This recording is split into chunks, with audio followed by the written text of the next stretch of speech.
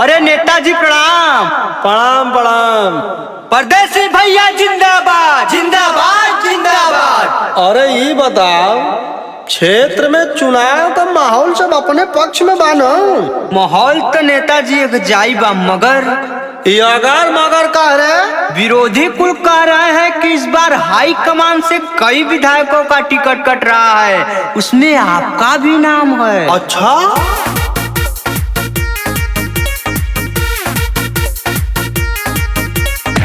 जिला अध्यक्ष इस बार high command को भरमा दिए हैं कि आप चुनाव नहीं जीतेंगे।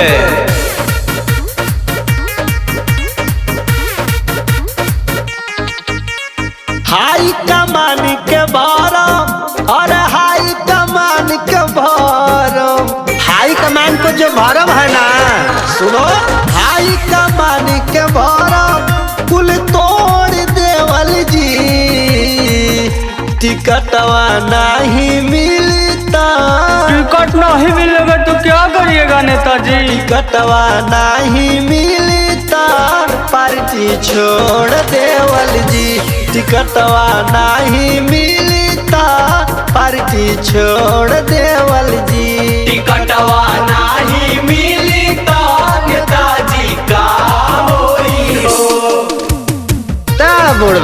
ये देखो सपा वालों का फोन आ रहा, करे हमारी पार्टी में आइए। अरे तो पब्लिक को क्या जवाब दीजिएगा कि काहे पार्टी छोड़ दिए? सोचना पड़ेगा। पब्लिक को तो समझाएंगे नेताजी, मगर ये कुछ ईमानदार मीडिया वाले हैं जो सवाल पूछ पूछ के एकदम पुदीना बो देंगे। कह देंगे होते नहीं बस सुनवाई, केहू के काम होई कैसे भाई। एकदम सही कह रहे हैं। कह देंगे होते नहीं बस सुनवाई, केहू के काम होई कैसे भाई। केहू के काम होई कैसे भाई।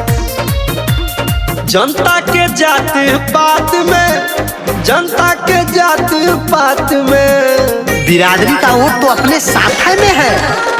जनता के जाति पात में निचोड़ देवल जी। टिकटवा नहीं मिलता, नेताजी अब क्या करेंगे फिर? टिकटवा नहीं मिलता, पार्टी छोड़ देवल जी।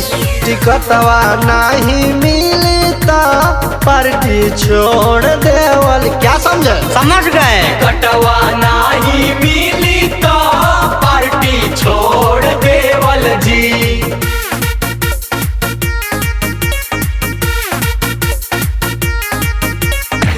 अगर सपा से भी कट गया तब क्या होगा नेताजी? जो फैसला करना है जल्दी करिए।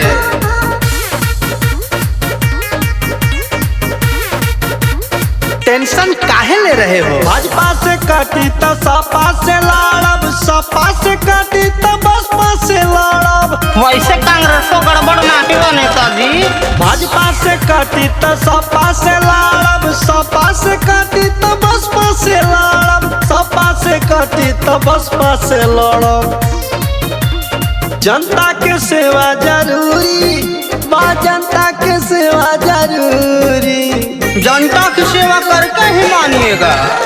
जनता के सेवा जरूरी, परदेसी तोड़ फोड़ देवल जी। टिकटवा नहीं मिलता, टेंशन मत लीजिए, हम सब आपके साथ हैं ना। टिकटवा नहीं मिलता, पार्टी छोड़ देवल जी। टिकटवा नहीं मिलता, पार्टी छोड़ देवल जी। टिकटवा नहीं मिल